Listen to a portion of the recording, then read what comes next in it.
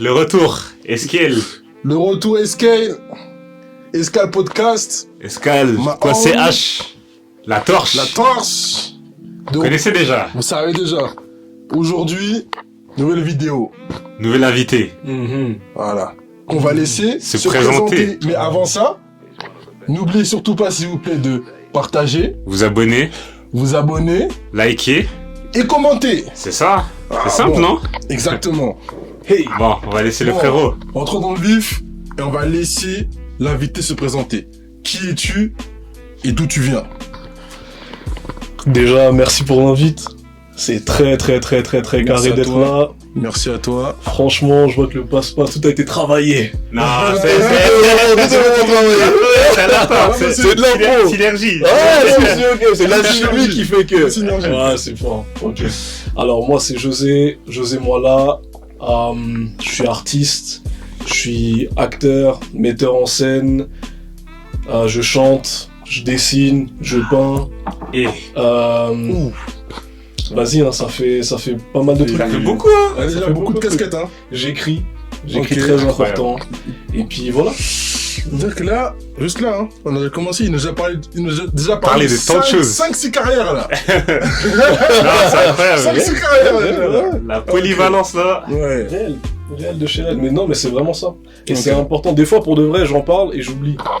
Ça, j'oublie Carrément, un truc, t'oublies tout la ce qu'il y a. vérité, des fois, genre, écrire, j'oublie de le dire. Ouais. Parce que ça va un peu de soi et tout, tu vois, Mhm. comme ça. Mais important de le dire parce que, c'est réel. Je tape Bien sûr. vraiment là-dedans et puis voilà. Ok, Exceptionnel. d'accord. Mais artiste, en tant qu'artiste, est-ce que, par exemple, tu devais te présenter à quelqu'un, tu dis quel domaine tu mettras en avant plus que les autres? Maintenant, je mets en avant le cinéma. Ok. Maintenant, je mets en avant le ciné parce que c'est par là que j'ai envie d'aller. Hmm. Tu vois, c'est là vraiment, j'ai envie d'en faire mon métier. Hmm. C'est dans cette direction-là.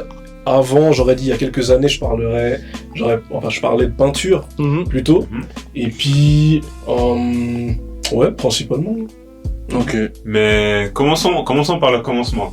Parce qu'avant toute cette vie artistique, même si je pense que ça devait être en parallèle, Mhm. t'as été sportif. Yes. Oui. Parlons-nous-en. Oui. Parce que si vous tapez son nom sur Google, Il connaît. je crois qu'il est sur Transfermarkt. Je crois qu'il est sur Transfermarkt. Je crois. C'est pas tout le monde qui est sur Transfermarkt, là. T'as pas été dessus en tout cas. Pas fou, mais avec des stats qui sont, elles sont atroces, les stats. Elles sont dégueulasses, arrête. Non. Ouais, non, avant tout ça, disons avant la carrière ou l'envie de carrière artistique, Hmm. il y a eu la carrière sportive, ouais, c'est clair, dans le foot, ça va de soi, mais avant tout ça, en vrai, ça a commencé avec l'art. Ok. Totalement À la base, commencé l'art, avec déjà, l'art. ouais, Ouais, foot, ok. à la base, Ok. c'est l'art, tu Hmm. vois, parce qu'à la base, il y a le dessin, et puis il y a à la maison, on est là, et puis vas-y, on t'aime à la télé. Hmm. Tu vois, on regarde la télé, et puis à la télé, en fait, il y a de l'art. Hmm. On voit vraiment ça, mais qui est pas, en fait, c'est pas appelé art, Hmm. mais ça nous marque d'une manière où que ce soit les séries, tu Mhm. vois, les séries, donc comment est-ce qu'on appelle ça déjà? Plutôt comédie, tout ça. Sitcom. Ouais, Voilà, les sitcoms, merci. Ouais. Voilà, tu sais. Plus la musique, évidemment, et en fait, on se prend tout ça dans la tête, et on est là-dedans. On est vraiment là-dedans, tu sais. Hmm. Donc, naturellement, en fait, moi, je vois que j'ai des capacités aussi, mais je me prends pas plus la tête que ça. Ok. Et après, le foot, ça arrive, et puis ça me tape totalement, tu vois. Genre, Ok. ça me matrix. Hmm. Ok. Jusqu'à aujourd'hui, tu dirais? T'en suis toujours? J'en suis toujours, et c'est toujours un amour. Ok. Tu vois, il y a toujours Ça part l'amour pas. du foot. Non, ça part. En fait, ça partira jamais, Hmm. parce que c'est aussi une influence qui fait que maintenant, à travers mes films, à travers les histoires que je raconte, Hmm. j'ai aussi envie d'amener ça. J'ai aussi envie d'amener on parlait juste avant là, en off, de l'impact du basket. Hmm. Et d'un gars comme Iverson et tout. Et au final, quand on prend l'impact de gars comme Ronnie, en fait, de tous ces gars-là, Mhm. tu vois, Beckham. ouais, ouais, tu sais, bien sûr. tu vois, je trouve que au niveau du cinéma, c'est pas quelque chose qui a forcément été, en tout cas, d'après moi, qui a pas forcément été mise en place encore, ou que j'ai pas vu. Et c'est une influence que j'ai envie d'apporter parce que ça fait partie de mon ADN aussi, Ok. d'une manière, tu vois. Ok. Mais maintenant, les transitions que t'as faites là, qu'est-ce qui t'a poussé à passer du foot à l'art? Très Comment bonne ça s'est question. passé ce transfert là? Très très bonne question. En fait, quand le foot ça s'est terminé, je me suis dit, en fait, déjà c'était dévastateur. Tu vois, c'était dévastateur parce que, tu sais, quand t'habites dans une petite ville, si t'es footeux, tout le monde est footeux. En fait, on se connaît entre nous. Tout le monde se connaît. Parce que t'es d'où? Je suis de Fribourg. Okay. Fribourg, grandi à Fribourg, né à Berne, mais grandi à Fribourg. Okay. Après, comme toi, j'ai beaucoup bougé aussi après. Et puis, mais ça représente toujours Fribourg. Ça va, n'oublie pas la représenter, ça va représenter Fribourg. Grange Paco, ça va représenter, c'est obligé. Peu importe où tu seras. Non, 1763, on est là. Okay. Tu vois, c'est, tu vois, on sait d'où on vient quand même. Mais du coup, quand je termine le foot, de base, moi je suis le genre de gars en fait, j'étais pas le plus talentueux, mais j'avais du talent, et c'est comme si en fait j'ai l'impression, Dieu m'a toujours donné 50% des choses. Okay. Tu vois, genre à 50% même le fait de me rendre compte de vas-y, j'ai ce talent, j'ai ce don, mais maintenant il faut que je travaille pour arriver à 100. Ok, bien sûr. Tu vois comment. Et puis, donc j'avais la mentale. J'avais vraiment la mentale et j'étais déter à être pro. Tu vois, j'étais déter, les efforts pour, mec, les mises en place, tout ça. Et comme aussi je suis passé par le semi-professionnel et tout, à travers, je peux te dire les noms et tout. Les noms des clubs et tout bien ça. Sûr. Ouais, à travers oui, IB. Bien sûr, oui. Ouais.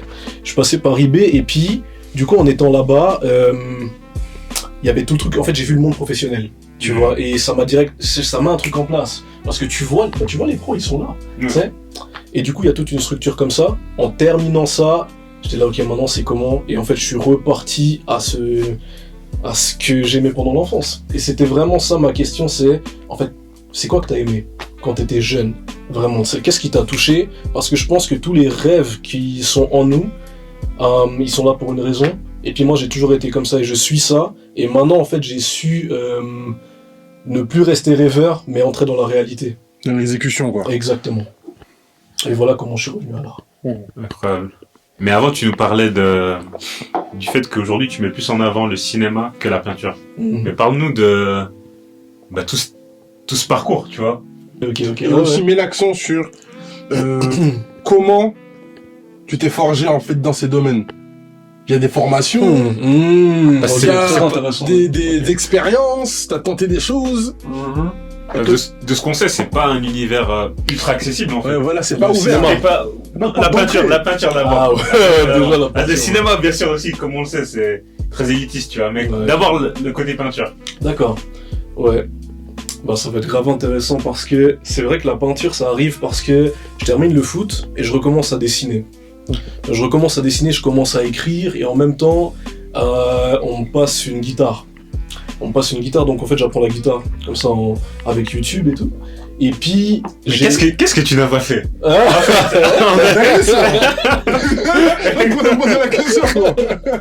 Le truc c'est quoi? C'est que peut-être que dans les domaines artistiques, j'ai de la facilité et puis aussi c'est un truc, je sais pas, dès qu'un truc me touche, j'y vais vraiment, mais genre je suis pas fixé par un truc, tu vois, ouais. C'est presque un peu, c'est obsessionnel quand même. Mais par contre, il y a plein d'autres domaines dans lesquels je sais que j'ai pas les capacités, tu vois. Alors, je sais aussi, j'ai appris maintenant à déléguer et tout ça, et aussi à me dire, ok, ça je sais pas, et ça me va très bien. Comme ça, une autre personne vient et on peut travailler ensemble. Tu vois, je connais mes forces. Tu fais de collaboration là. Voilà, tu vois, c'est ça. Mais du coup, ouais, à ce moment-là, en fait, j'apprends la guitare et je commence à juste apprendre quelques accords parce que je me dis comment est-ce que... En fait, j'ai envie de commencer à chanter mes propres chansons, tu vois, et à faire mes propres trucs et tout. Du dessin, donc le dessin, vraiment, ça m'attrique. Et en fait, au même moment, je pars à Londres et je découvre toute la scène surréaliste des années 1920, un peu comme ça, Ah bon, Picasso était pas surréaliste, mais c'est là aussi à ce moment-là où je connais tout ça et en fait ça m'influence fort. Tu vois, genre ça me touche vraiment et je me dis en fait je suis comme eux. Tu vois, genre je suis vraiment comme eux parce que Picasso c'était un gars quand même, il était hyper déter, tu vois. Bien que c'était un être humain qui c'était pas ouf, mais au niveau artistique et de la déter, tu peux rien dire, tu vois. Intouchable. Non, c'était vraiment fort parce que quand il arrive avec le cubisme tout ça, c'est une dinguerie. Et puis au même moment, je connais Basquiat. Et quand je découvre Basquiat, le fameux, ouais, non mais là la vie elle change. Je crois que tu vois. De toutes les personnes que j'ai entendues qui sont intéressées un minimum à son histoire, ils ont toujours été choqués. Même des gens qui sont pas profondément dans l'art ou quoi, tu vois. Je sais pas si c'est travaux, je sais pas c'est quoi, tu vois, qui fait que Mec, moi, en fait, je pense que c'était une anomalie. Tu Ouais. vois, Basquiat, c'était vraiment une anomalie parce qu'il y a tout un truc de... Il est arrivé à un moment, il n'y avait pas de noir dans le monde contemporain. Dans cette sphère, ouais. Exactement, c'est Ok. États-Unis. En plus, au même moment, il y a Andy Warhol. Andy Warhol, ça pète de ouf. Et Andy Warhol kiffe Basquiat. Et Basquiat kiffe Andy Warhol. Ils taffent ensemble. Et il y a tout. En fait, il arrive avec un truc, les Fab Five Freddy, là, tout ça. C'est toute une génération où en fait, il se passait des trucs tout le temps. Tout le temps. New York, c'est comme Paname, tu sors, il se passe un truc. Et puis Basquiat, c'était ce genre de gars qui... en fait, il a fait, quoi. Il a fait. Après, c'est aussi c'est une vie tragique, hein. C'est vraiment, c'est des Charlie Parker, tout ça. Et ce qui est fort aussi de ouf, c'est que ce gars, il tapait les refs. Tu vois, il donnait les refs. Même dans ses toiles et tout ça, tu sais, justement que ce soit des Charlie Parker, ainsi de suite, il connaissait et il mettait ça en avant. Et du coup, je me prends ça en pleine tête. Et je suis là, ouais, vas-y, la peinture, en fait, c'est une évolution un peu naturelle pour moi de passer du dessin à la peinture. Ouais. Tu sais. Je sais pas, je voyais grand aussi, je me dis, vas-y, tu vois.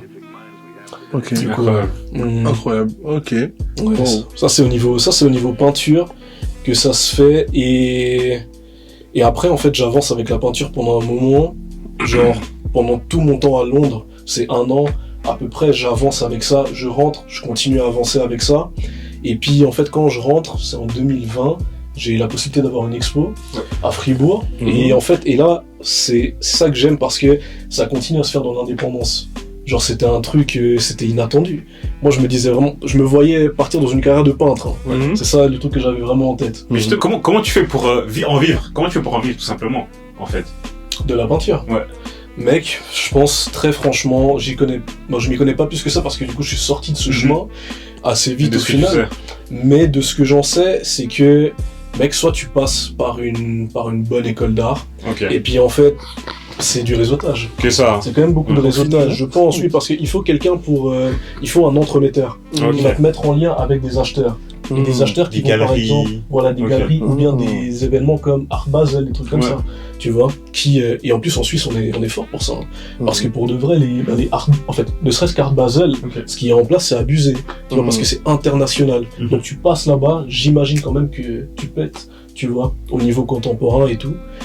Et franchement, en vie, vraiment, en fait, ça a été ma question aussi, je me suis dit, mais ok, là Ça a l'air bah, gars, pas impossible, mais presque, quoi.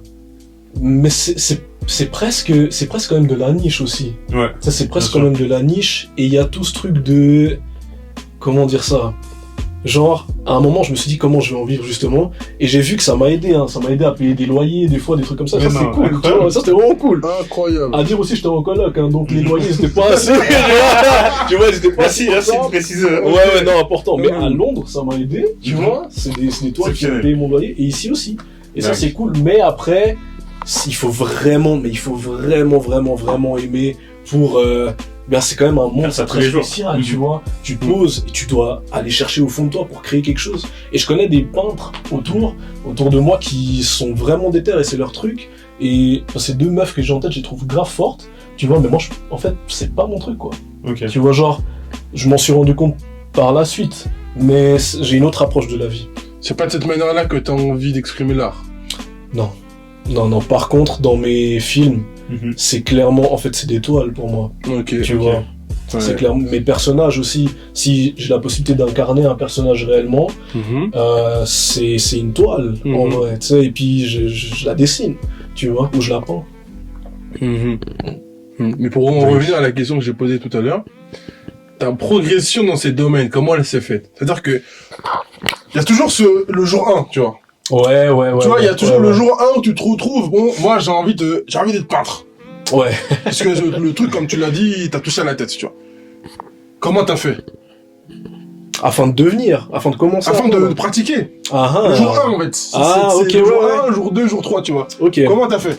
Alors écoute, c'était comme ça. Parce qu'au départ, quand je recommence à dessiner, je me dis, ok, j'ai vraiment envie de casser des codes qui m'ont été installés. Plus jeune, donc imaginons, là il y a cette table, et puis tu dois la dessiner entre guillemets juste. C'est-à-dire que si tu dessines bien, c'est que tu dessines juste. Et quand du coup je reviens au dessin, je me dis, j'ai pas envie de faire ça comme ça.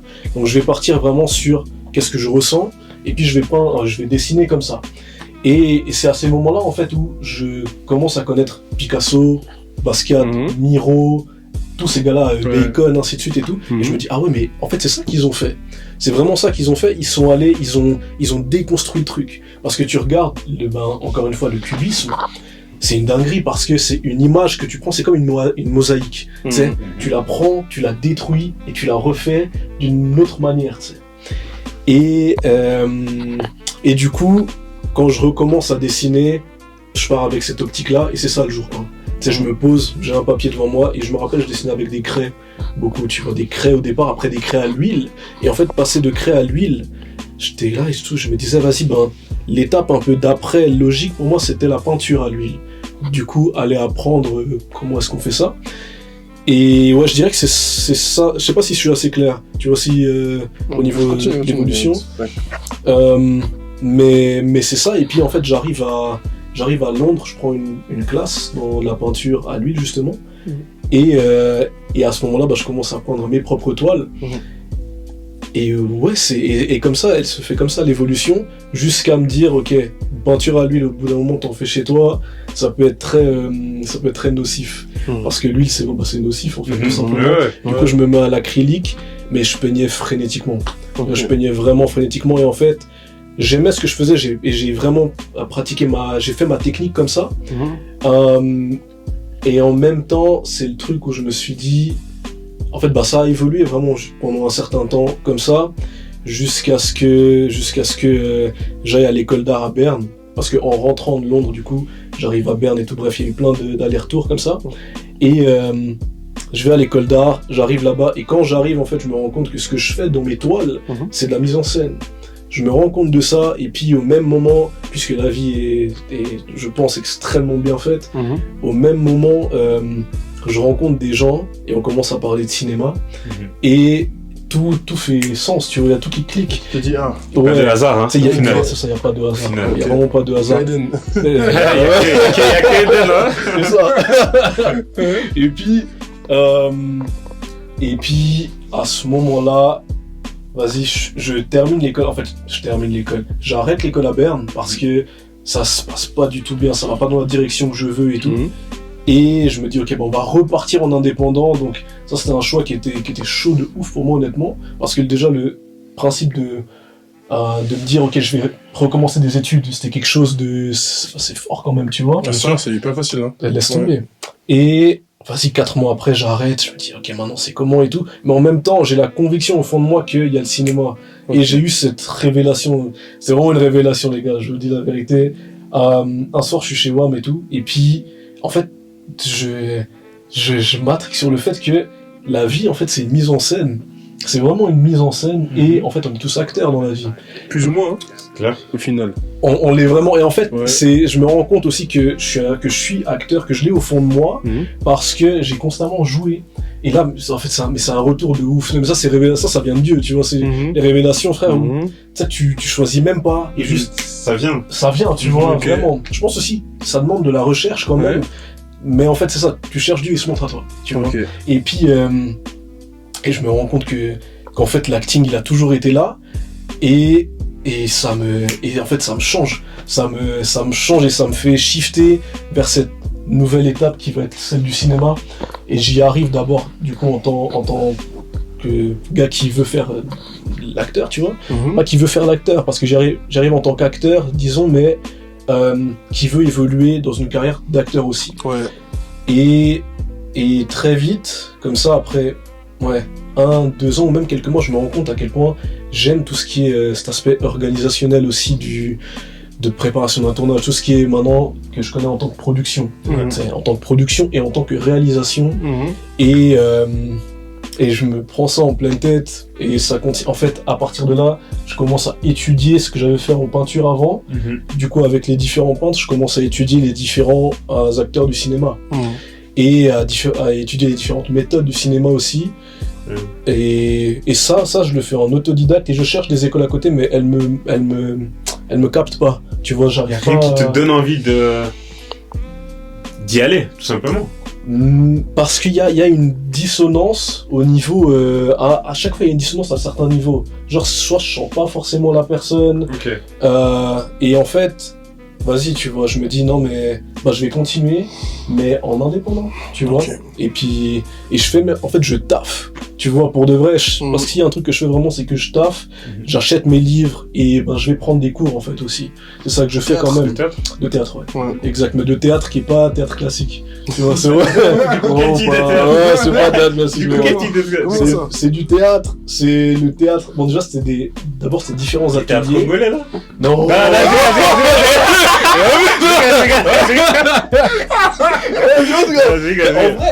de vrai, hein.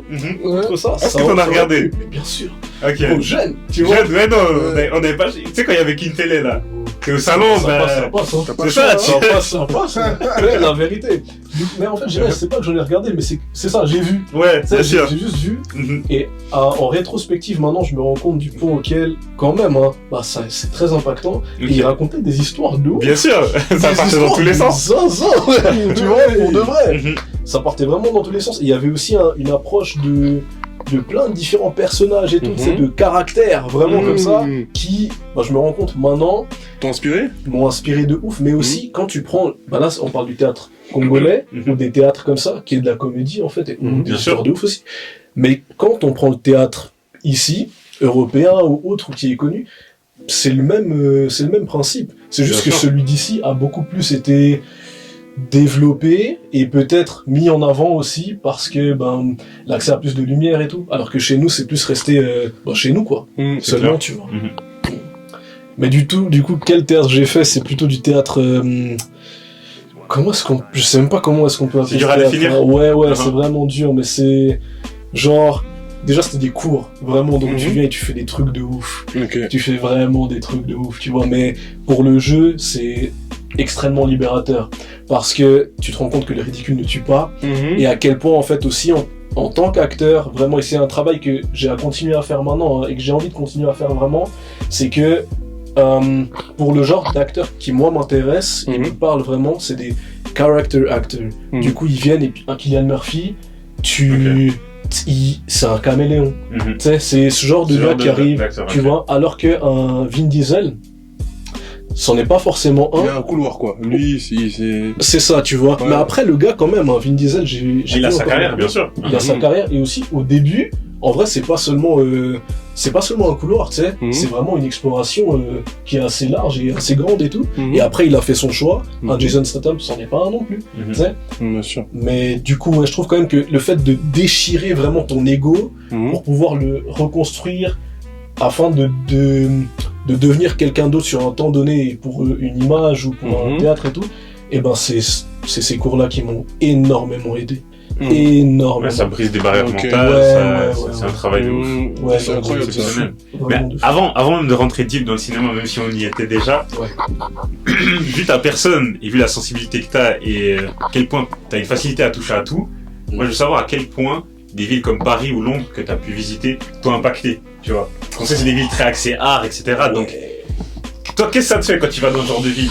Quand tu fais ce genre de rencontres, quand tu vois ce genre de mentalité, genre, qu'est-ce que ça te procure? Qu'est-ce que ça te fait? Qu'est-ce que ça t'a fait? Mec, la dernière fois que je suis allé à Paname, c'est quand?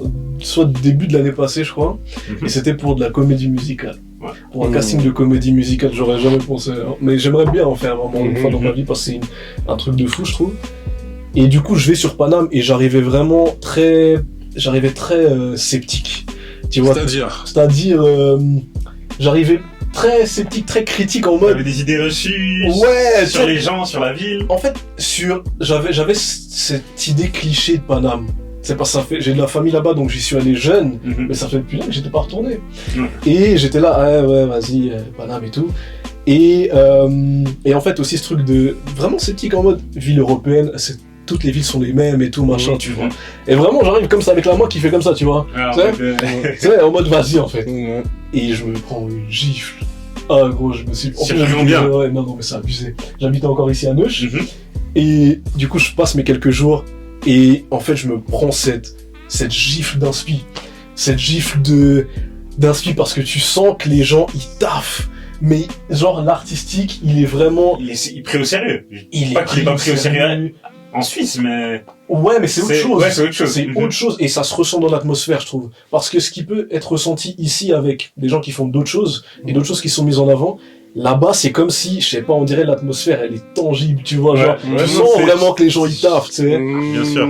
Et aussi, quand je suis sorti de ce casting, c'était très inspirant parce qu'il y avait des centaines de personnes, et du coup, des centaines d'artistes, et tu sens le truc, en fait, il y a un truc qui se passe. Je suis rentré ici, pendant une semaine, j'avais cette énergie encore. Parce que là, je veux pas la perdre, tu vois.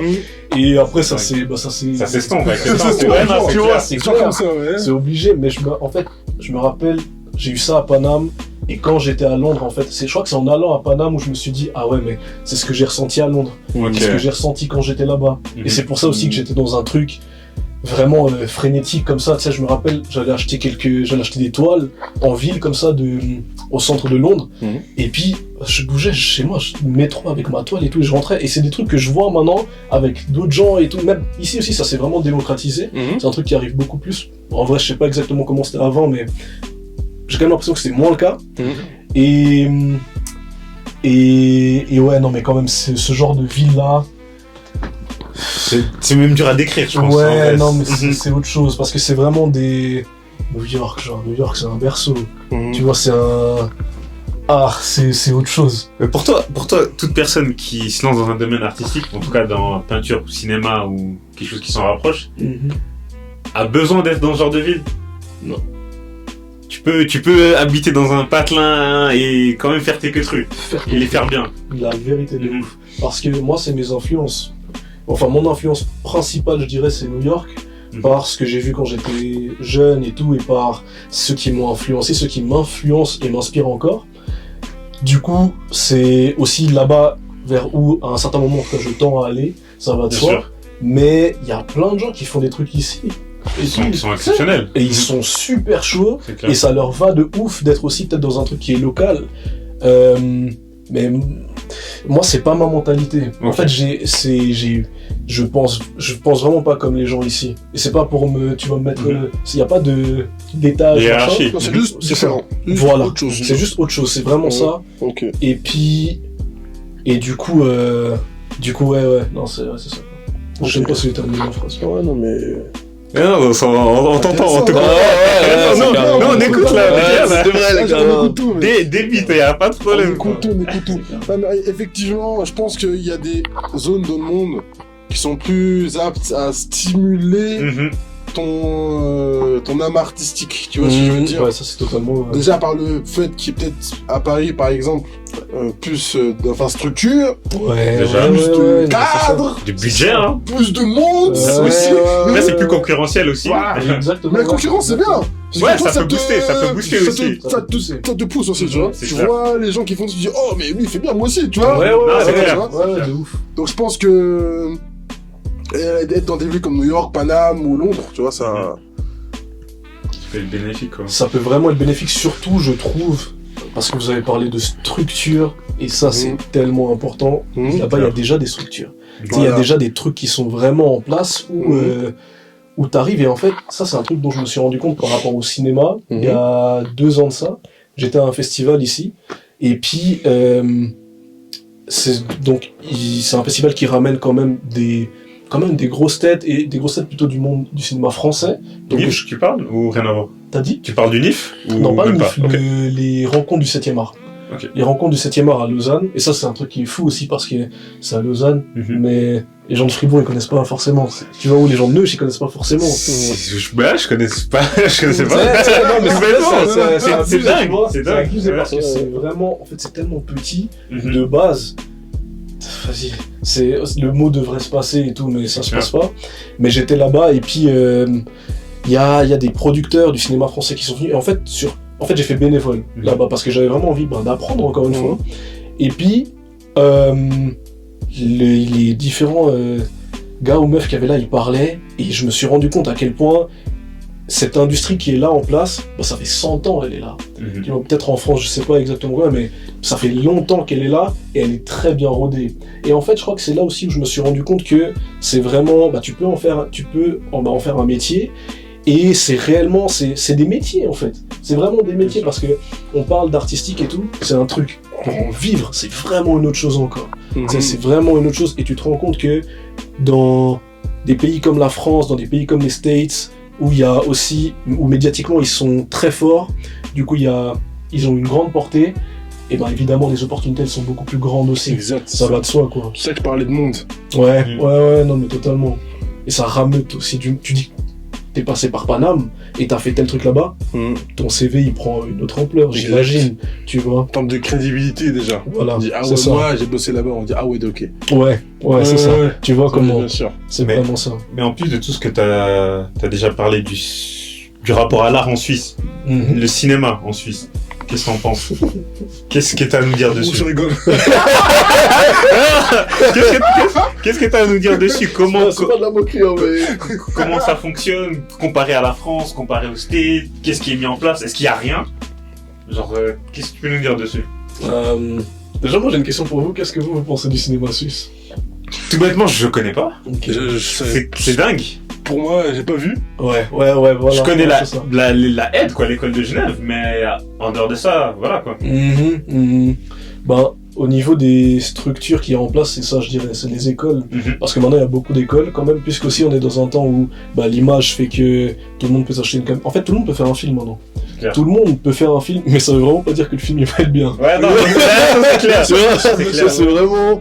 Mais je pense qu'il y a tout un truc du coup qui s'est mis en place comme ça avec, avec les écoles premièrement. Et en vrai, le cinéma suisse il existe, mais c'est juste. C'est niché vraiment. Il n'y a pas d'espoir. Pour moi, il m'intéresse pas forcément. Okay. Parce que les histoires qui sont racontées, là, elles m'intéressent tout simplement pas. Je pense vraiment que c'est ça. Et aussi, il y a tout un rapport, même d'image, maintenant de colorimétrie qui, je trouve, est en train de changer. Ça, c'est mon avis personnel. Qui tend vers le bien? Qui tend vers le bien, okay. Ouais, clairement. Mais pourquoi? Parce qu'il y a des gens qui sont d'origines différentes, qui amènent une touche okay. différente. Et du coup, les colorimétries, les histoires racontées aussi, elles sont différentes. Et je trouve que maintenant, dans le temps où on avance là et où on est, les histoires, elles commencent à devenir... En fait, elles commencent à représenter la Suisse que je connais vraiment. Tu vois, cette Suisse multiculturelle, qui avant, et encore maintenant par rapport à ce que je vois professionnellement, c'est un angle. C'est toujours, c'est un peu la... c'est toujours pris sous le même angle, tu sais. Alors que quand tu prends un 360 degrés, ça devient plus nuancé et ça devient beaucoup plus. Moi, je pense que de toute façon, ça va toucher d'autres mondes parce que, par exemple, moi, je regarde pas les films suisses, mais si déjà moi je les regarde pas, mais ma daronne, elle va jamais regarder un film suisse, tu vois, elle va s'ennuyer, tu sais, c'est pas. Ça touche pas ou ça lui parle pas. À part certains films comme j'ai Platschpitz Baby en tête, Les enfants du Platschpitz. Genre c'est un livre qui a été écrit par... En fait c'est l'histoire d'une meuf, c'est sa biographie. Donc son autobiographie, ça a été adapté en film. Moi j'ai lu le livre et puis j'avais commencé le film et ça c'est une dinguerie par exemple. C'est ça, c'est vraiment parce que ça raconte une histoire à Zurich et tout genre des... C'était un endroit central à Zurich comme ça où il y avait... des junkies, quoi. Et en fait, c'était je sais pas, un parc ouvert, mais une place ouverte comme ça. Ouais. Et une histoire qui est vraiment importante, je trouve, pour toute personne qui vit en Suisse, même de connaître, tu sais, qui est vraiment bien à connaître, parce que c'est juste à Zurich, et c'est un truc de ouf qui s'y passait. Ils ont fait un très bon film là-dessus. Et du coup, ça a pété aussi au niveau des scores, tu sais. Tu vois, c'est quelques années déjà, je crois. Mais... Incroyable. Ouais. Je sais pas au courant de ça, moi. Parce qu'encore une fois, ça tu sais aussi, je trouve, c'est la communication. Après, déjà, il y a une scission suisse-alémanique, suisse-romande. 100%. Donc, déjà, même avoir les infos, comme tu l'as dit avant, Lausanne, on sait même pas qu'il y a ce rencontre du 7e art. Donc, un truc à Zurich, pour que ça nous atteigne. Et c'est ce que je disais en off tout à l'heure. C'est-à-dire que, moi, ce que je reproche à la Suisse, dans la culture en général, c'est que elle ne vient pas à toi. Ouais, non. Elle vient pas à toi. Toi, tu peux faire toute ta vie, mourir, etc. T'as jamais vu. T'as jamais entendu parler de rien. T'as jamais entendu parler, c'est jamais venu à toi. Alors que dans d'autres villes, comme je disais Paris, la promo, elle est mieux. C'est clair. Oui, la promo, les choses, il y a un meilleur rayonnement, c'est plus facile d'accéder à des informations, à des spectacles, à des choses, tu vois, qui vont stimuler ton esprit, en fait. Ouais. Culturel, Bah, 100%. Et je pense aussi que c'est parce que le pays, il y a un aspect politique aussi là-dedans, je crois bien, parce que un pays comme la France a capté que, depuis longtemps déjà, que l'artistique, ça rameute des gens, ça touche des gens. Du coup, les gens, ils ont quoi? Ils ont des porte-monnaies aussi. Du coup, ils viennent, ils payent leurs trucs. Et donc, ça fait vraiment partie de leur industrie. L'art fait partie de leur PIB aussi. C'est un bon point, ça. C'est un truc que... pas souvent qu'on a parlé de ça. Alors qu'ici... La Suisse, c'est pas connu. Tu vois, ça, on sait qu'ils sont axés sur d'autres choses, en tout cas. C'est ça, mais je pense que au niveau du peuple, genre, tout le monde a besoin d'art. Tout le monde a besoin d'art. Au final, ça te nourrit, ça t'influence, en bien, en mal, hein, aussi, des fois. Ouais, 100%. 100%. Oui, ça va. Tout le monde en a besoin. Parce que tu rentres chez toi, toute personne de manière différente, hein. Tu mets de la musique, ça touche.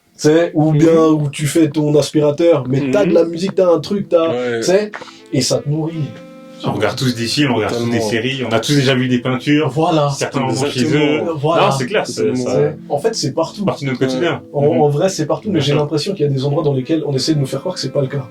Que c'est un truc élitiste. Exact. Non, là c'est... Il n'y a pas de frontières, il n'y a pas de genre. Mais vrai, tu sais... Ce qui est fou, c'est que tu peux le faire avec tout. Ouais, c'est ça. C'est exactement ça. C'est pas un truc de niche. C'est pas quelque chose d'illuminé, tu vois. Non, c'est clair. Tu peux le faire avec tout et n'importe quoi. Et parce que en fait, quand tu penses à l'art, tu penses à la peinture, par exemple. La plupart des gens, quand tu penses à la peinture, ils vont voir peintre, lui, il parle des gens intelligents là-bas, tu vois, le dire. C'est clair. Tu vois ce que je veux dire ou pas? Ça fait, quand tu penses à la peinture, tu vois tout de suite l'ambiance café là-bas, tu vois. Ouais. C'est pas l'impression. C'est t'as besoin que toi, nous, ouais. Ah ouais, c'est pas la même, c'est pas la même. Qui est élitiste. C'est clair. Mais justement, ça permet de faire un bête de parallèle en mode. Il n'y a pas de victimisation, tu vois, parce que je préfère préciser, parce que les gens peuvent vite faire l'amalgame. Mais dans quelle réalité tu te retrouves en tant que noir quand t'as voulu rentrer dans cet univers de la peinture? Et même le cinéma, peinture. Dans quelle réalité tu te retrouves? Parce que justement, avant tu parles d'élitisme, qu'on se dit que ça appartient à une certaine caste, que ça appartient à certaines personnes, tu vois. Genre, est-ce qu'il y a eu des confrontations? Est-ce qu'on t'a mis des barrières? Est-ce que t'en subis toujours? Alors, je dirais... Je sais pas si ma question est claire ou pas, tu vois. Ouais, franchement, elle est claire. Mais après, des fois, moi, je commence à partir, tu vois. Ah, t'inquiète, les gars. Non, vas-y. Je dirais, alors, des barrières... Des barrières, c'est plus, je crois, je les vois. Je vois celles qui sont... Je vois les stéréotypes mentaux qui sont mis en place. Tu vois. En prenant, par exemple... Là, je prends vraiment le monde du cinéma. Parce que le monde de la peinture... La peinture, franchement, hein, genre, de toute façon, il y a un truc... Il peut y avoir un truc élitiste, j'imagine, à toucher certaines galeries. Tu vois. Parce que si la personne n'aime pas les Noirs ou aime pas les étrangers... C'est sûr. Vas-y, tu vois. Mais en fait, je pense qu'il y a toujours un chemin. Déjà de 1, et c'est là où justement on tombe pas dans la victimisation, il y a toujours un chemin. Mais ouais, je prends l'exemple à Bâle, il y a très peu, j'ai pas pu aller à cette expo d'ailleurs, mais il y a eu une exposition d'afro-descendants qui venaient de plein de différents pays, et à ce qui paraît c'était exceptionnel. Tu vois, et ça c'était à Bâle, donc l'une des villes quand même où au niveau de l'art contemporain, c'est international, c'est très sérieux, tu sais. C'est en Suisse, hein, plus ça. C'est en plus, ouais, laisse tomber, laisse tomber. Et genre, je crois que cette expo-là, avant, elle était en Afrique du Sud, tu vois, et des trucs comme ça. Je connais une peintre de Berne qui a exposé sur Paname, il y a peu, après, je sais pas à quelle échelle exactement et tout, mais voilà, au niveau de la peinture, je pense que c'est un peu ce que je peux dire. Je pense que c'est vraiment au niveau des galeries que ça se passe et tout. Mais c'est du cas par cas. Comment ça? Dans le sens où, comme tu l'as dit avant, ça va être une personne qui va pas donner accès à une autre personne, possiblement de couleur noire, parce que elle a sa vision sur cette personne-là, mais c'est pas une généralité. Non, on peut pas dire que dans cet univers-là, c'est plus compliqué en tant que personne noire, quoi. C'est pas un truc que tu pourrais dire, affirmer. Je pourrais pas l'affirmer parce que je sais pas, C'est tu clair. vois, je pourrais pas l'affirmer parce que je sais pas. Après, j'ai aussi l'impression que quand tu sais surfer sur certaines vagues, après il faut être fort au niveau médiatique pour ça, de soi-même, hein, pour sa propre marque, savoir se vendre. Ouais, savoir vendre sa marque et tout. Quand tu sais surfer sur une vague, par exemple, il y a quelques années, Mais je trouve ça bien, parce qu'en plus, c'était peintre de talent. Mais genre, Basquiat, il faisait beaucoup le truc de... Bon, lui, son apparence et son flow, déjà, tu vois... Ouais, atypique, hein. Tu vois, ouais, bien sûr. là, c'est pour ça qu'il a marqué les gens aussi, ouais. C'est ça, tu sais. Ça, parce que Jay-Z aussi, hein, récemment. Jay-Z aussi, ouais, exactement. Et tout. C'était ce coup-là. Ça, c'est notre histoire. Ouais. Mais je pense qu'il y a tout ce truc, il a su jouer de ça, et ceux qui savent jouer de ça aussi aujourd'hui, ils ont des accès. J'imagine. Moi, c'est un truc, franchement, c'est pas mon truc, je crois. Tu vois. Maintenant, au niveau du cinéma, moi, je trouve qu'il y a il y a un stéréotype.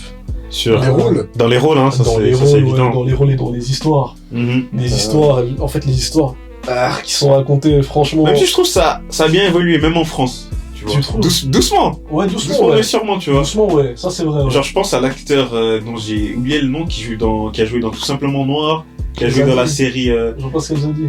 Le grand, là. Ouais, avec les 40 Ouais, exceptionnel. Ouais. Et franchement, je sais pas si c'est un des mecs qui va ouvrir les portes, mais en tout cas, il prend le chemin, tu vois. C'est le chauve, là. Ouais, exact. Ouais. Très chaud. Il a fait l'interview récemment, en plus, là. Et puis, Combini, c'était Je sais plus, mais récemment, là, il y a eu un... Mais ouais, très chaud, ce bout. Peut-être pour son dernier film, là. Ouais, Comme il est en train de... Ouais, peut-être. Promo, ouais, c'est ça. Ouais, je pense. Bah, lui, par exemple, ce que je trouve fort de ouf avec Zadie, c'est que avant tout ça, il était... je connais pas plus que ça sa vie, mais il faisait ses trucs indépendants. Ok. Et il y avait une série qui s'appelait Craignos. C'est sur YouTube? C'était sur YouTube, okay. Ouais. Et maintenant, je crois que ça a été racheté par Canal. Du coup, là, déjà, j'imagine au niveau du contrat, il se met bien, tu vois. Et il y a eu Craignos 2 après, mais c'était tellement fort. Ah ouais? Ah ouais, non, j'ai envie d'aller checker. Ah gros, c'était abusé. Okay. C'était vraiment fort. Il y a 50 comme ça, je crois. Ok. Mais en fait, ouais, moi, c'est plus, je crois, des histoires qui sont racontées encore. Si on prend un Wong Kar-wai. Ouais. Wong Kar-wai, tu vois ces histoires, tu sais, ils sont atypiques, mais en même temps, ça raconte quand même des choses simples, hein, au final. Très simples. Et il y a un aspect culturel à tout ça, puisque ça se passe dans certains endroits. C'est clair. Tu vois, du coup, il y a cet aspect culturel qui est comme ça. Et en fait, même en prenant les States ou en prenant la France, moi, c'est un moteur pour moi parce que je me dis, ah ouais, bah, les histoires que j'ai vécues, ou que j'ai vues, ou que j'entends, elles ont pas encore été montrées. Ou elles ont pas été montrées, tu vois, ni racontées. Et c'est pour ça que j'ai envie de les raconter. Tu sais. Après, au niveau professionnel, je pense que ça peut mettre des barrières. Ça peut mettre des barrières d'être... En fait, il y a certaines portes qui directement te sont un peu... te sont peut-être fermées maintenant, mais qui justement, après, il y a toujours quelqu'un pour ouvrir la porte. Ouvrir la clé, quoi. Ouais, c'est toujours la clé. Toujours. Et après, enfin, je pense, et après... ça dépend aussi, il y a aussi les gatekeepers là qui... Ouais, non, toujours. Ils ont pris un direct. Et après, eux, ils vont avec les autres. Ils sont déjà là. C'est clair. Non, c'est un monde de requins. Ouais, C'est un monde de 100%, requins. parce qu'il y a de l'argent. C'est clair. Mais des gars comme, je pense, Spike Lee, on se rend pas forcément compte, surtout nous ici en Europe, de l'impact qu'il a eu aux States. Mais non, Parce que, tu vois, parce qu'il a ouvert les portes de ouf. Et un Ryan Coogler, maintenant, c'est ce qu'il fait aussi. Je connais pas. C'est le gars de... Bon, si je reprends un peu, d'abord il a fait Fruitvale Station. En fait, c'est le gars sûr de Michael B. Jordan. Ah, mais c'est le premier film enfin, le premier gros film de Michael B. Jordan, ouais, on va dire. Exactement. Et Ryan Coogler aussi. Et après, ils font Creed ensemble. Le premier, et après, ils font Black Panther. Ok. Incroyable. Tu vois, tu sais. Et lui aussi, vas-y. Tu sais, il a ouvert parce qu'en fait, ça donne l'accès à... En fait, il donne l'accès aux autres. Et il donne de l'emploi aux autres. Parce que c'est cool d'en faire. C'est cool de faire... C'est cool d'être acteur. C'est mieux d'en vivre. C'est clair. C'est vraiment mieux d'en vivre, gros. Exactement. Donc ouais, voilà un peu. D'accord. Mais là, t'as mis le point sur un truc que je trouve vrai. C'est que le cinéma, je trouve que c'est essentiel dans nos vies parce que ça nous donne des visions. Tu vois? Sans le cinéma, comment je fais pour... Je sais pas, je vais prendre un exemple. Je sais pas, à côté de chez moi, il y a un magasin portugais, par exemple. Tu vois? Bah, je suis pas portugais. Le quotidien des portugais, je connais pas. Ouais. Je sais pas les choses, les difficultés que le mec il a dans sa vie. Moi, j'en entends parler, mais je les vois pas, tu vois. Le fait que les cinémas, ils permettent de mettre des images sur des choses, en fait, tu vois. C'est limite une immersion, hein. Voilà. Oui, c'est ça. Dans le Il te met quotidien en des gens, immersion. dans l'univers des gens. Parce que Ouais, exactement. on voit ça comme de l'art, comme un truc divertissant. Mhm. Mais c'est pas juste divertissement. C'est quelque chose c'est d'essentiel. forcément. Il te donne une expérience, t'empruntes des expériences. Ouais, de Bah, tout bêtement, on parlait de, je te rejoins de ouf, quand on parlait de Spike Lee, Do the Right Thing. Oh, ouais, Gros, on te montre Voilà. le New York des Voilà. fins des années 80, gros. voilà. Totalement. C'est clair. Totalement. Et en plus, il mélange différentes cultures. Ouais, Ouais, italo-américain, Totalement. les noirs afro-américains, c'est clair. C'est tellement fort. C'est tellement fort. C'est vrai qu'il y a trop de choses que tu peux véhiculer avec le cinéma. Mais Totalement. de fou. Rien que récemment, quand je sais pas si j'ai vu Mobile the Blues là. Mhm. Ah, Très lourd. Top 3 Spike Lee. Hein. Ah ouais, c'est vrai. C'est quoi le top? C'est quoi le top? Top 3. Un, je pense Malcolm X. Ok, Ça, ouais, Ok, je Malcolm X, comprends. c'est incroyable. Marquant, ça fait longtemps que je l'ai pas vu, faudrait que je le revoie. Ouais. En 2, ouais, Do the Right Thing, hein. Do the Ouais, Right Thing en ouais, 2 et ouais, Mobile ouais. Blues en 3. Ouais, Ok, ouais, Ouais, ouais. ça c'est mes films ok, préférés, ok. Spike Lee. Et vous? Moi je dirais Malcolm X. Mhm. Trop fort. Must. Pour Clairement. moi, c'est son voilà, c'est son film vraiment. Mhm. Deux. Bon, il y a un film, le film avec Edward Norton est beaucoup marqué. Non, c'était quoi, 24 heures chrono? 25 Ah, je l'ai pas 25e heure, ok, Ouais, c'était ça, 25e heure, ouais. Le 25e heure, ça je le mettrais en 3. Ouais. Et en 2, je mettrais film des années 90. Higa Games? Non. Non, pas Non, Eagle quand même Game. Ah, moi, il est doux, hein. Ah ouais? Eagle Non, Game, je- je mettrais. je- je vais vous dire pourquoi, je vais vous dire Vas-y, pourquoi, ok. ouais. Eagle Game, je mettrais. Tu sais, Jungle Fever, touché, hein. Ah ouais? Moi, je l'ai pas encore vu. J'ai pas encore Vite vu, fait, du hein. coup, Gars, ça, je comprends de. Attends, pourquoi, ouais? Pourquoi? Jungle Fever, il m'a touché parce qu'en fait, moi, je trouve, Spike Lee, je trouve qu'il est fort pour te gêner. En fait, En fait, il va créer des situations où, tu vois, dans la vie de tous les jours, on en parle, Mhm. mais on fait toujours. c'est un peu tabou, on fait semblant. Mais en fait, on fait toujours en sorte que ça arrive pas. Ouais, Mais ouais. lui, dans ses films, ça arrive. Ouais, On fait on quoi va parler maintenant, c'est T'as vrai. capté Réel. Donc du coup, moi je trouve dans Jungle Fever, le sujet il est cru. Ouais. Il parle des coupes interraciales, en gros c'est Ok. ça. Ouais. Mhm. En fait, c'est comment C'est ça, ouais. En fait, il met des Dingue. problèmes comme ça, Ouais. comment les gens ils règlent. Non, Ouais, c'est- Et moi je c'est trouve exceptionnel. fort là-dedans, je trouve très fort là-dedans. Et donc justement dans la 25e heure, avec Edward Norton, c'est la même chose. Ok. En gros, c'est l'histoire d'un mec qui, Ah, en gros, c'est l'histoire d'un mec. En gros, ils vendent de la drogue, il s'est fait choper. Ok. Maintenant, il est allé en prison pour 7 ans. Ouais. Et en fait, il a une semaine avant d'aller en prison. Mhm. Et pendant une semaine, on voit, il fait quoi Et C'est ça, en fait. dingue. Ah, le synopsis, ça, c'est. Ah, ça c'est dingue, là tu C'est ça, ouais, me l'as vendu de ouf là. Ah, abusé! C'est ça, il fait quoi pendant 7 jours Ça, c'est. Waouh. C'est ça maintenant, il fait quoi Incroyable. Ah, bon, non, parce qu'il sait qu'il va aller en prison 7 ans après, hein Mhm. En 7 jours là, il fait quoi Non, non, mais c'est pour ça que. Ah, Ton Spike Spike Lee, Lee, c'est ça. très fort. Ok. Et ce qui C'est est beau fort. aussi avec Spike Lee, c'est que justement, lui, en fait, je le trouve tellement fort pour ça parce que en vrai, c'est du cinéma d'auteur, Spike Lee. Ouais. Parce que, et là aussi, c'est genre cinéma d'auteur, il y a tout le temps un truc mis en place, j'ai l'impression très élitiste comme ça, Ouais. tu sais. Moi, je pense à différents Parce que- cinéastes français. Mhm. Parce que les gens, excuse de te couper, hein, quand ils vont entendre cinéma d'auteur, ils vont penser à des films chelous. Ouais, qui ouais, passent à ouais. Cannes, des films Ouais, incompréhensibles. de ouf, oui, c'est Alors ça. que, pas forcément, tu vois. Ouais, voilà, exactement. Alors que vraiment pas forcément, Ah. c'est juste que c'est pas genre, là tu parles de la 25e heure, Ouais. c'est quand même une histoire qui est très, elle est pas hollywoodienne seulement, Ouais, tu non. vois, elle est pas genre, tu sais, c'est pas l'arc, le héros, nanana, tout ça, non, non, c'est une histoire quand même personnelle et tout, et ça en fait son cinéma d'auteur en fait, c'est vraiment ça, et comme tous ces films, tu vois, comme tous ces films à Spike Lee. Moi, mon top 3, je pense, bon, Malcolm X, numéro Ouais, ça 1. c'est. je pense Malcolm que X, ça c'est... Malcolm X, ouais. Non, c'est trop. C'est le. C'est trop, mais c'est trop à cause des... En fait, chaque film que je vais citer, je pense, c'est les performances. Ouais. Denzel, hein. Ah ouais, non, ouais, c'est gravissime, Mm. vraiment gravissime. Malcolm X en 1, en 2, j'hésite avec Jungle Fever aussi. Jungle Fever aussi Ouais, j'hésite avec Jungle Fever et puis et pareil, hein, je pense. The Writing Ouais, The Do the Writing. Writing. Mhm. Mais je mets Do the Writing quand même. Parce qu'il est exceptionnel. Incroyable. Mais Jungle Fever, je crois que 3, je mets.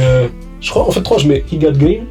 Ok. Et pourquoi je mets He Got Game? Parce que je trouve, après Malcolm X, c'est mon Denzel Spike Lee préféré. Ok. Ok. Denzel, la performance qu'il tape, Dans Eagle Game, non, c'est. je trouve c'est C'est abusé. exceptionnel, là, ouais. Non, Ouais, c'est ouais, abusé. je l'ai pas vu encore. Ouais, Ok. abusé, Ouais. abusé. Non, mais Ah ouais, c'est quel, abusé. quel mauvais rôle il a eu aussi des ailes, c'est ça aussi. Ouais, en fait, y a pas. Y a vraiment pas. Mais Non, dans He Got Game, ce qu'il fait, Ah ouais? alors que c'est pas celui dont on parle le plus de Spike Lee. Ouais. Le Mais gars, c'est ce qu'il monstrueux. fait là, non, c'est Là, trop. ça pas trop, il veut pas trop en Ça y est, avancer. Ouais, laisse Ouais, tomber. Mais non, lui, en fait, comme il porte les films et tout, et surtout, bon, j'ai pas envie, je vais pas spoil, mais il y a une scène, genre où il rencontre, c'est qui rencontre, je sais, il rencontre le gars de, comment dire ça, il a un fils. Ouais. En fait, le film, il est basé sur ça. Il a un fils, le père, donc, interprété par Denzel, est en tôle, et il a toujours voulu pousser son fils à être basketteur et tout. Ouais. Tu vois tout ça. Non, mais c'est une dinguerie. Et à un moment, il rencontre le nouveau gars, comment dire ça? Son fils, il a une meuf. Ouais. Après, ça devient son ex, il rencontre le nouveau mec de cette meuf-là, tu vois. Et il y a une scène comme ça de Denzel avec ce gars en confrontation. Exceptionnel. Grand cinéma. Mais Grand cinéma. c'est fort. Mais tu voulais dire un truc? Ah ok, j'allais dire assez parler des projets des gens, même si c'est très bien ce qu'ils font.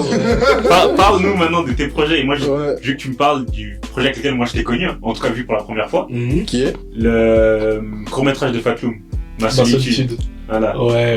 On va commencer par la partie acteur, hein. Ouais. Et après réalisateur. Ok. Queen of People, etc. Vas-y, c'est Donc, carré. c'est ton premier court-métrage? Déjà, premièrement? Ma solitude, ouais. Ok. Ouais, c'est le premier, mais en vrai, avant ça, il y en avait un qui est totalement tombé à l'eau. C'est quand j'étais à l'école d'art, et c'est fou parce que je suis retombé sur les archives, sur les rushs, et que je pensais avoir totalement perdu de ce projet-là. C'est un ou 2 ans avant, comme ça. Et en vrai, c'était là les premiers pas. Les tout premiers pas, là, mais du coup, c'est jamais sorti. Ça sortira jamais, clairement. Mais Ma solitude, ouais. Ma solitude, non, c'est assez. C'est beau. Marquant. C'est beau, ouais. C'est marquant de franchement fou. exceptionnel, hein, court-métrage. Ah, Fat. Ce mec est vraiment chaud. Fat, très talentueux. En fait, il a une vision. Morpheus, là, un peu là. Après, franchement, pour de vrai, en fait, j'ai pas du tout à me jeter des fleurs pour ça, parce que c'était vraiment le début. Et c'est parce qu'il faut avec Ma solitude, c'est que donc moi, c'est mon premier rôle que j'interprète. Et puis, en fait, j'avais jamais eu en fait, par exemple, les dialogues, je savais pas comment travailler un dialogue. Tu vois, et ça, c'est un truc, ça fait longtemps que j'ai pas vu Ma solitude, là, mais si je le revois maintenant, je me dis, ah ouais, bah, il faut travailler tes dialogues, mec, tu vois. Genre, vraiment, Tu vois les points que tu peux améliorer. Totalement, bien sûr. Et je l'ai vu directement, mais un truc qui était fou, c'est que, du coup, on a avancé sur tout le film ensemble, donc avec Fat, on a été coloc, ensemble ici à Neuch, et puis, et en fait, pour moi, c'était vraiment parti sur le truc de, ok, le gars, il avait sa vision et tout, pour faire ce film. En fait, de base, on savait même pas, je crois qu'il m'en avait parlé quand même avant, et tout. Et puis, moi, je me suis dit, ok, comment est-ce que je peux mettre dans le truc? De base, j'étais censé jouer dedans. Après, un moment, après, je m'étais dit, ok, bah, je vais aider à la production. Et après, finalement, il a réécrit le personnage. Je suis reparti et je me suis dit, ok, tu sais quoi, là, ça match vraiment, genre, je le comprends et tout. Et aussi c'est aussi au niveau de certaines valeurs et tout, quand il y a eu réécriture, j'ai dit, ok, là, maintenant, je plonge vraiment dans le personnage. Et en fait, encore une fois, c'est pas une performance tu vois, de fou, mais quand je l'ai vu la première fois, Ma solitude, je me suis dit, c'est bien. Tu sais, genre. T'es fier de ton travail. Ouais. Mais en mode, genre, avant de voir, parce que j'ai vu ce film quand Fat, il a fait une première et tout ça. Et je l'ai vu là, en fait, pour la première fois. Donc, il y avait plein de gens dans la salle. Et je me disais, vas-y, si ça donne rien, tu sais, moi, je suis parti dans le cinéma et tout. Maintenant, je fais quoi? Et en fait, j'ai vu, et j'ai dit, non, il y a vraiment un truc, et c'est bien. Mais maintenant, travaille, mec, tu vois. Okay. Mais en fait, j'ai fait du mieux que j'ai pu. Parce que justement, avant qu'on arrive juste là, on parlait d'une salle juste à côté là, bah c'est pour ce rôle-là que j'ai fait la préparation ici. Tu vois, et quand même, un genre pour ce personnage qui s'appelle Charles, j'ai fait des trucs qui étaient cool, tu vois, genre, qui étaient vraiment en indé total, encore une fois, et ça a failli même me rendre ouf, tu vois. Ouais, la vérité. Okay. Parce que, il faut savoir, en fait, j'ai appris à quand tu travailles un personnage, pour moi en tout cas, un personnage comme ça, en plus, il y a un moment où tu le taffes, et il y a un moment, en fait, où tu fais tes devoirs, et il y a un moment où tu sors, et tu refais t'es dans la réalité, et tu mélanges pas les deux. Parce que ça quand même c'était, tu sais, le gars c'est un gars, il est parano, il est fou en fait, genre il a un truc où il est déjà parti depuis un moment, depuis un mauvais côté et tout, et je me rappelle il est très calculateur aussi, genre c'est une tête de ouf, et du coup je m'étais dit pour ma prépa, vas-y, en fait je me donne tous les moyens pour faire du mieux que je peux, donc déjà j'ai réécrit, en fait il avait écrit comme des arcs du personnage et tout, comme ça, un peu l'histoire en fait du personnage sur les grandes lignes, et moi j'ai pris un carnet et j'ai réécrit toute son histoire en fait, depuis 0 jusqu'à 39 ans quand il avait. Et puis, et un autre truc, c'est que j'avais fait une app de calcul, justement comme ça. Ça s'appelle Brilliant, comme ça. Mmh. Et puis c'était juste pour, en fait, pour pouvoir l'incarner au mieux, quoi, et trouver la vérité de ce personnage. Et ce qui est bien, et je me félicite pour ça, c'est que j'ai trouvé la vérité de ce perso. Je l'ai vraiment capté. Mais après c'est tout l'aspect technique qui avait vraiment à travailler, quoi, et qui sera toujours à travailler. Tu vois, genre comment tu délivres vraiment un monologue, comment est-ce que tu t'installes dans une conversation, justement dans un dialogue, et puis en fait t'as un truc naturel, et c'est ça qu'on voit chez les plus grands, et où on se dit, on passe des critiques même, en mode ah ouais j'ai pas trop aimé comment il a joué, mais en fait quand c'est facile comme ça, un Denzel, très souvent il y a le truc de il est toujours Denzel et tout nanana. Le gars il est tellement naturel, il y a un truc qui est tellement loose, et en même temps il est tellement le personnage que mec, c'est juste de la... Denzel, c'est critique, hein. Les critiques de Denzel disent, par rapport à d'autres acteurs, quand on parle des GOAT, hein, les critiques de Denzel disent souvent que Denzel il a toujours des rôles où il a l'autorité. C'est réel, hein. C'est toujours le mec qui vient avec la sagesse, voilà, etc. Il a toujours le rôle où il a l'autorité en fait, sur l'autre. Souvent. Mais il y a quand même des contre-exemples. Oui, bien sûr. Il y a quand même des contre-exemples, je pense au Devil in a Blue Dress, avec Don Cheadle. Il est vraiment cool, moi j'ai bien aimé. Très, très charismatique, encore une fois. Il est trop chiant. Et en plus, il y a une vraie transformation aussi. Tu sais, les cheveux sont pas la même et tout, on dirait un latino, je trouve. Ouais, tu vois, la vérité. Et il y a aussi un autre là, où il joue un avocat, je crois, un truc comme ça. Philadelphia. Pas seulement Philadelphia, il a une afro, des lunettes. Ah, je crois que c'est dans les années 2010, comme ça. Exactement, c'est pas Aviat, c'est pas un Aviat, je sais plus ce qu'il fait, mais je vois. Tu vois le j'ai pas le nom. Non. J'ai pas le nom du film, mais je l'ai pas vu ce film, mais je vois ce dont tu parles. Le nom du film, c'est le nom du personnage, en fait. Okay. Je crois que c'est une histoire vraie, en plus. Okay. Mais, pour aller là-dessus, genre, je pense qu'il y a un truc avec Denzel, aussi, dont on peut pas se rendre compte ici, c'est que le gars, il a un tel impact au niveau de nous. Tu vois, de nous, les Noirs. Il a montré que c'était possible. Non, mais c'est abusé. Et surtout, il véhicule quelque chose on ne peut pas s'en rendre compte ici, je pense. Parce que pour les Afro-Américains, vraiment, c'est abusé. C'est pour ça que quand il prend un rôle comme Training Day, c'est un truc où les gens ils disent il ose faire ça, alors il pourrait très bien le faire tout le temps même. Mais il fait des choix. Il fait des choix et tout au niveau de ses persos, tout ça. Moi, ce qui m'a toujours choqué avec cet acteur, c'est qu'il a toujours voulu rester digne. Et toujours véhiculer, comme tu l'as dit, des bons messages par rapport à la communauté noire. Ouais. Non, c'est un bête d'exemple. Hein. Il n'y a pas d'humain parfait, hein. Mais clairement. De ce qu'on sait, exceptionnel. C'est fou. En tout cas, en termes de termes artistiques, c'est un monument. Ouais, non, c'est abusé. C'est un monument. Parce qu'en plus aussi, il a un truc qu'un gars comme De Niro, je pense, a aussi à son niveau, c'est que c'est un parrain. C'est un parrain pour toutes les générations d'après. Tu vois, parce que tout le monde peut ref Denzel. Genre de Chadwick Boseman à Michael B. Jordan. Du coup, je disais que Denzel, c'est un parrain parce que, justement, mais il a tellement influencé que, pour prendre l'exemple de De Niro, tu sais, il y a des gens, une fois je me rappelle avoir une conversation avec un pote et puis il me disait, moi, genre, mon acteur préféré, c'est Tom Hanks. Je dis ok, tu vois, cool et tout, mais en fait il a essayé de commencer à mettre en place un truc de Tom Hanks, tu vois, non mais parce que Tom Hanks il fait ça et De Niro il fait ça, ou bien De Niro il fait pas ça et tout, et je suis là mais en fait tu comprends pas, De Niro il a installé un truc où tous ceux d'après ils sont touchés, et Denzel c'est pareil, tu vois, ça c'est vraiment...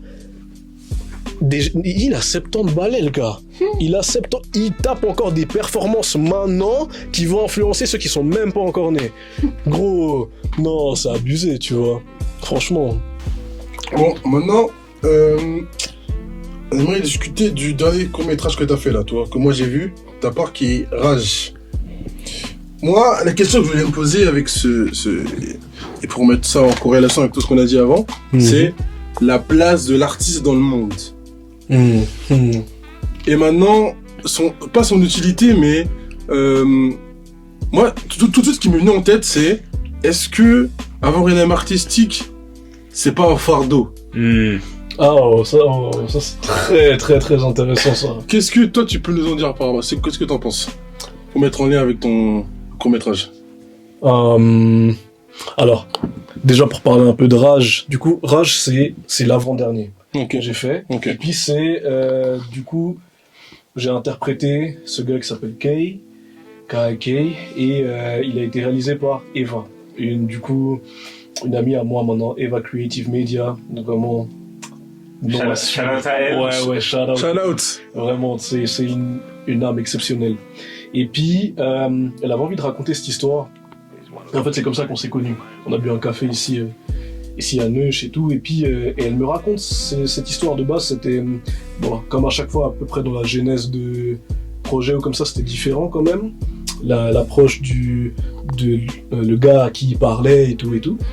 Mais la thématique, c'était celle-ci. Et en fait, attends, excuse-moi, ta question c'est quoi déjà avec quel est le rôle de l'artiste la place de l'artiste dans la société?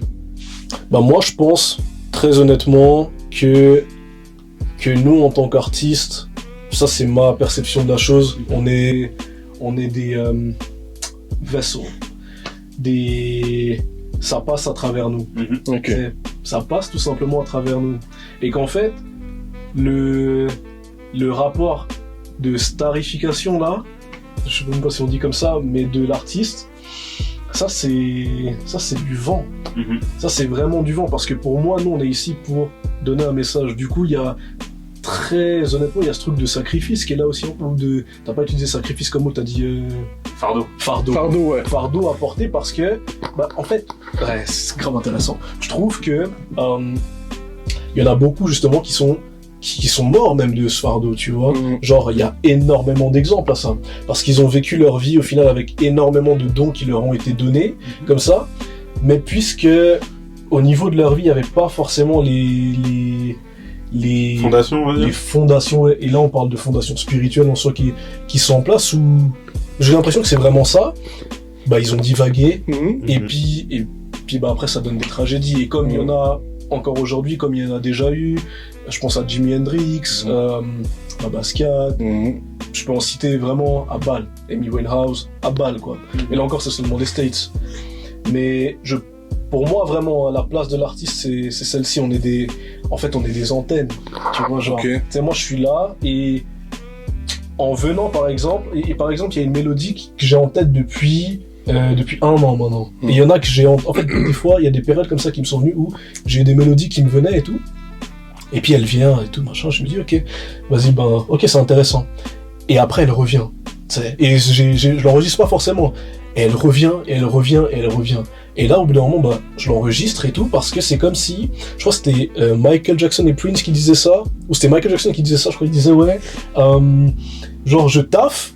Parce que si je taffe pas, Dieu il va envoyer ça à Prince. Oui.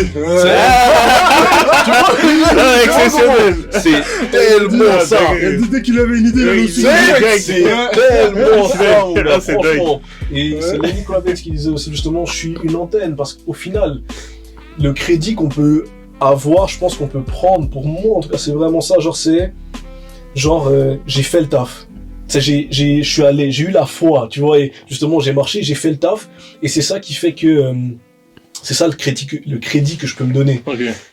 Mais tout le reste, l'inspi, ainsi de suite, grosse. C'est frère, est-ce que t'es prêt à entendre? Tu vois, est-ce que tu te mets dans les bonnes conditions pour entendre? Et est-ce que tu fais le taf?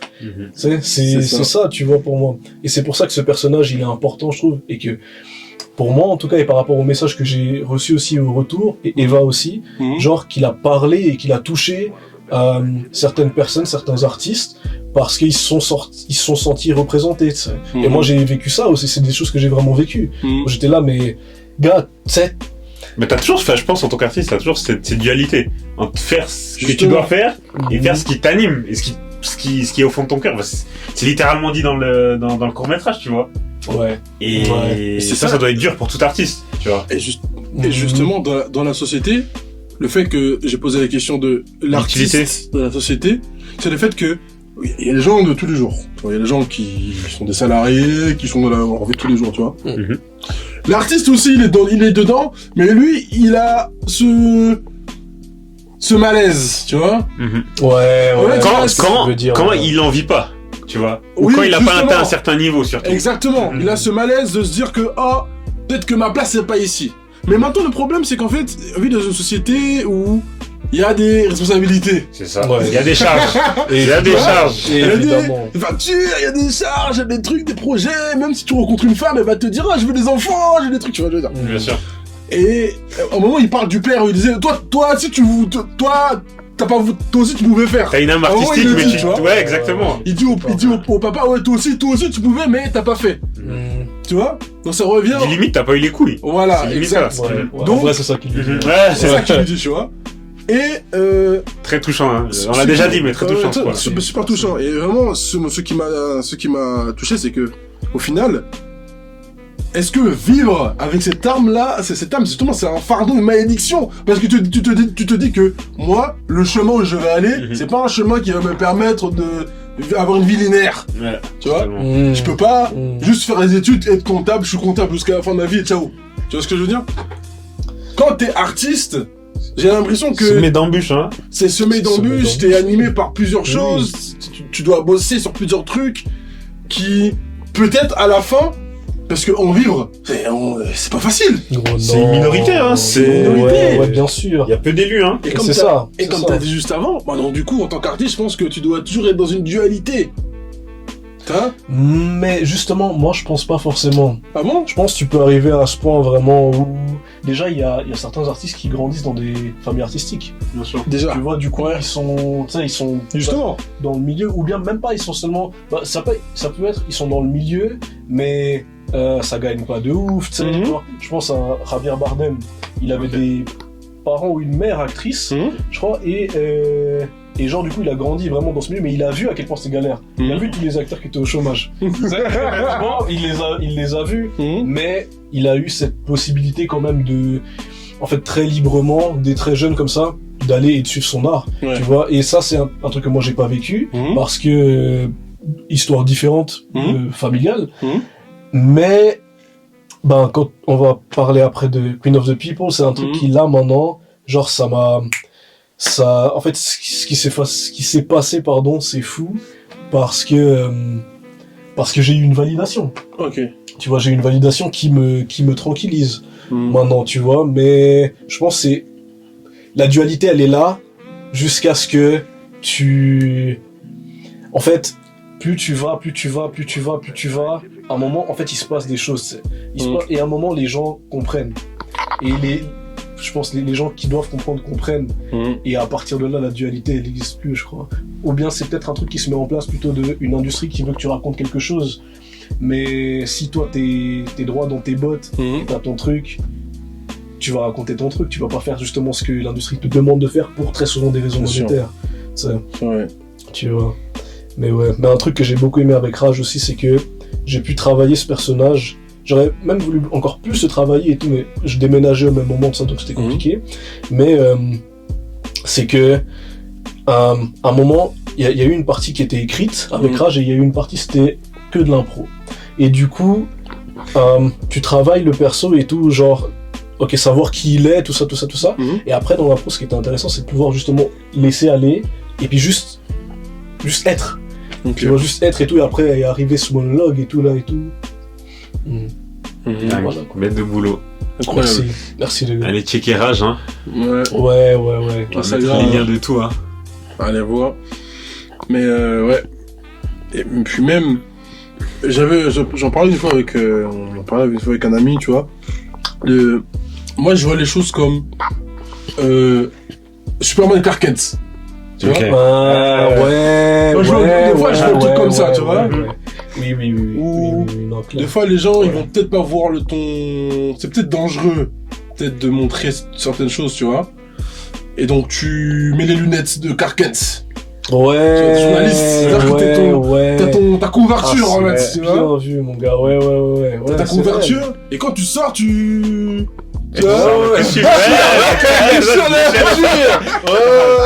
Superman, tu vois. Ouais. Tu montes ton... Voilà, quoi. Non, c'est... Et tu sauves les gens.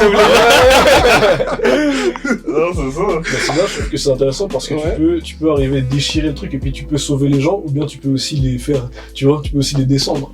Ouais, aussi. En vrai. Tu peux aussi. Parce que ça dépend de ce que tu vas raconter aussi. Hein, aussi, c'est vrai. en tant qu'artiste. Tu sais, moi, perso, y a pas tous les artistes qui me touchent, évidemment. Tu sais, mais par contre, en fait, comme je sais où je vais, bah, j'ai aussi mes rêves qui font qui me supportent. Ouais. Tu vois, c'est comme, c'est les anciens qui font ce que je fais aussi. Ok. Tu sais.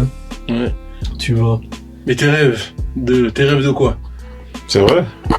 C'est ça. Mais mes rêves de quoi? Oui. Oui. Bah, franchement, hein, moi je pense là, au moment où j'en suis de ma vie, mon plus grand rêve, c'est de vivre de mon art. Et c'est ce dont on parlait avant, justement. Et en fait, le truc, c'est quoi? C'est que je sais que je vais en vivre. Tu vois? Je sais que je vais en vivre. Les choses que j'ai à faire, je sais que je vais les faire. C'est vrai, hein, en sortant par exemple Queen of the People, il y a eu une frustration de ouf. 3 semaines après, comme ça, où j'étais là, mais autant c'est une victoire totale. Et je sais que c'est une victoire parce que j'ai reçu les messages. J'ai reçu les messages qui... c'était impressionnant, tu vois. Et en même temps, j'étais là, ah vas-y, bah, je dois quand même retourner à mon taf alimentaire après. Tu vois. Et le jour, pour moi, où vraiment ouais, c'est ça mon rêve, quoi. C'est de vivre de mon art. Vraiment de vivre. Et encore, après, il y a encore plus. Enfin, plus grand. Mais c'est de vivre et d'aider d'autres personnes à en vivre aussi. Tu vois. Et on est là et on vit de ça. On vit de nos talents, mais on taffe pour de vrai. Tu vois. Il y a rien sans rien. Voilà, c'est ça. On bosser après, oui. Exactement, c'est ça. Mais justement, si je te coupe, je t'ai coupé? Non. Ah, ok. Parlons justement du processus créatif de Queen of the People. Et de toute la réalisation, etc. Parce que, comme tu m'as dit, c'est semé d'embûches encore une fois, tu vois. Ouais, non, mais c'est... Pour de vrai, Queen of the People, la vérité, une bénédiction, mais... Non, total de chez Total, parce que, en fait, la musique, je crois, c'est en 2020, quand j'habitais à Fribourg à ce moment-là, 2020-2021 comme ça, et puis à ce moment-là, justement, c'est une période où j'ai commencé à recevoir plein de sons, en fait, et du coup, là où j'habitais, bah, j'avais ma guitare aussi, et ça a été un moment d'expérimentation énormissime, vraiment. Et Queen of the People arrive à ce moment-là, et je chante cette chanson et tout ça, et c'était juste des bribes, et après, je l'ai laissé de côté. 2 ans, 3 ans après, comme ça, 2023, je reviens dessus, et en fait, je me dis, mais toutes ces chansons-là, tout ça et tout, et là, je suis entré dans le monde du cinéma, je me rends compte qu'en fait c'est des histoires et que j'ai pas... À un moment je me disais, vas-y peut-être les chansons je vais les chanter pour sortir un album, tu vois. Et après je me dis, mais en fait non, c'est genre... Je pense qu'un jour il y aura probablement un album ou des albums qui vont sortir, mais ce sera des bandes son, tu vois, des soundtracks, vraiment, parce que ces histoires, ces chansons c'est des histoires, tu vois, ces mélodies c'est des histoires. Et puis en fait, je repars dessus, je suis là, non mais celle-là, là, parce que j'ai un projet qui est plus grand encore. Après, il s'appelle la Sagrada Familia. Et puis, ça, c'est en fait... C'est la première étape. Mais là encore, il y a des inspi de Gaudi. Le gars qui a fait la cathédrale et tout. Vas-y, tu vois. Et Queen of the People, c'est la première partie du puzzle. Tu vois. Et en 2023, du coup, je me pose. Et puis, je me dis, ok, vas-y. Bah, comment je fais maintenant? Ça commence par quoi? Et du coup, je commence à écrire une histoire et tout sur cette femme-là et tout. Au départ, ça avait rien à voir. Ça avait rien à voir, mais je m'étais pas rendu compte des moyens que j'avais, tu vois, que ça demandait et tout. Et c'est quand j'ai rencontré Aoi, du coup l'actrice, qui est dans le film. On boit un café et tout, et après, à un moment, je lui parle du tout. Et je crois que je lui parlais aussi de la Sagrada Familia, justement. Et puis elle me fait, I'm to States. Tu sais? Et vraiment... Tu vois, tu vois grand, quoi. Non, mais en mode, t'es loin. Ouais, tu vois peut-être trop grand pour où t'en es là, tu vois. Et puis ça m'a... J'ai dit, t'as raison, parce que j'ai pas les moyens. j'ai pas ces moyens-là. Et après, c'est une autre conversation avec mon cousin Wilson Goodwill, qui a fait la production musicale, du coup. Et il me dit, parce que là, j'ai cherché des fonds, en fait, pendant un moment. J'ai cherché de ouf. Je savais pas comment on faisait ça. Et puis, et ça a rien donné. Tout le monde m'a recalé.